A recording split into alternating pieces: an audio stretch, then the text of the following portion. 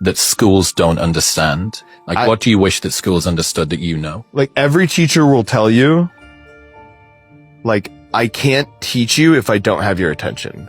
And I think they do a very bad job of getting kids' attention. Yeah, see, that's quite a hard thing to do if you've never been a teacher. Just imagine having 30 different personalities in one room, of which probably a quarter of them want to listen to you, and the other 3/4, 75%, don't care, don't actually care, don't see the value in that lesson. Mark Rober, he's a pretty cool guy, to be fair to him. He was did work for NASA on the rover Explorer of Mars and stuff, and he's got a YouTube channel. This is his YouTube channel. As you can see, it's good. It's really, really cool. I do love it. In fact, with one of these videos, he had an experiment where he created a lightsaber and cut a baseball bat in half. How cool is that? Now, that would be great if we could actually have that in a classroom, but this is where he goes wrong, in my opinion, because how on earth can you create an experiment to that level to engage and spark the interest of kids in science in a classroom with a basic budget? I guess they could put this YouTube video and say, hey, you could do this, and that would be cool. They could inspire them for a little bit. But as an ex-science teacher myself, I used to do loads of little random experiments outside and have balloons walking around on their head, lithium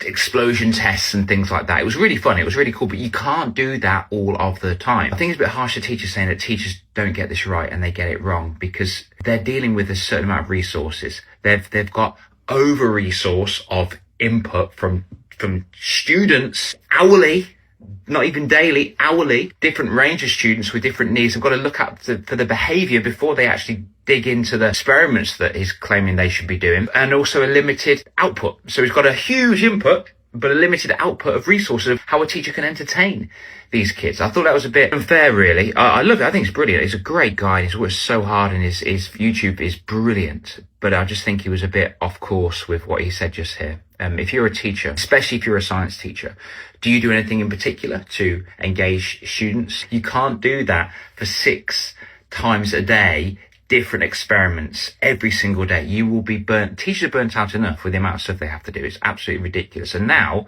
they've got to just double check that some boy isn't being misogynistic to a girl. I mean, you're giving teachers too much. Stop. And like I say, as always, teachers, the backbone of our society. What do you think? I'd love to hear your thoughts.